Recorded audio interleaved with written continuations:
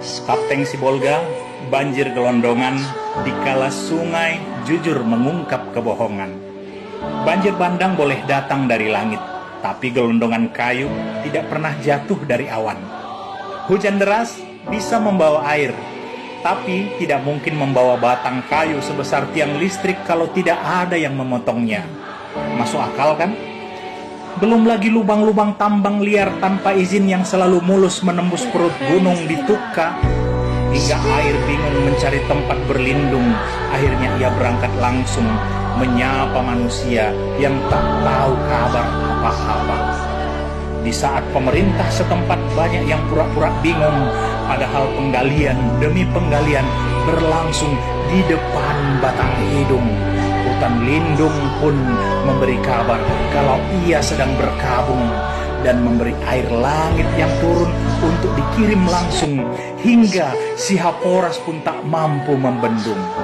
Jadi mari kita bicara yang sebenarnya, bukan naskah dongeng konferensi pers ala pemerintah. Lalu apa yang terjadi di hulu sungai si Haporas hingga gelondongan hanyut? Apa? Hujan yang menebang pohon? Atau angin yang menggergaji batang? Di hulu hutan Abolon Tukka ada batu besar-besar hanyut didorong oleh kayu gelondongan. Siapa yang tebang? Semut atau malaikat sedang praktek tebang pilih? Di hulu sungai Pinangsori menghanyutkan gelondongan. Gelondongan itu bukan ranting kecil, bukan sampah rumah tangga. Itu batang pohon yang memerlukan gergaji mesin, memerlukan izin, dan memerlukan titik-titik. Ya, Anda tahu apa lanjutannya? Apa yang terjadi di hulu sungai sehingga kayu gelondongan nyangkut di jembatan Anggoli, batas Tapteng dan Tapsel, sampai-sampai jembatan bukan lagi infrastruktur publik, tapi berubah fungsi jadi tempat parkir kayu ilegal setiap kali hujan turun. Mana mata? Nampak kan? Dan ini pertanyaan yang tidak boleh lagi dianggap sepele. Ada apa ini Pak Bobi Nasution, Gubernur Sumatera Utara?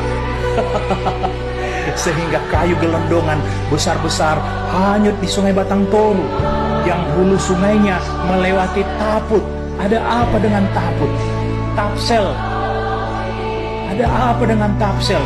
Hingga berujung ke Tapteng, ada apa dengan Tapteng? Hutannya maksud saya. Apa yang sebenarnya terjadi?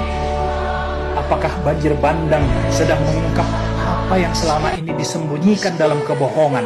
Atau sungai sedang berkata jujur sementara pemerintah sedang sibuk mengarang alasan? Karena wajar kalau air meluap, tapi tidak wajar kalau hulu sungai berubah jadi jalur distribusi kayu ilegal. Tidak wajar kalau batang pohon seukuran pelukan manusia bisa hanyut seperti sampah plastik. Tidak wajar kalau bencana justru membuka buku besar perusakan hutan yang selama ini ditutupi rapi lagi-lagi dengan kebohongan. Lucu ya, setiap kali banjir pemerintah menyalahkan cuaca ekstrim. Tapi kayu gelondongan yang hanyut ini mau disalahkan ke siapa? Ke hujan? Ke badai? Ke Tuhan? Tuhan pula mau kalian salahkan.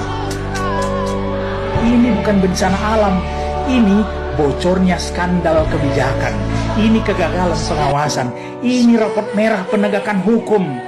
Atau ini kebrengsekan pemerintah. Karena hulu yang gundul bukan terjadi dalam waktu semalam. Sungai yang penuh gelondongan bukan terjadi tiba-tiba.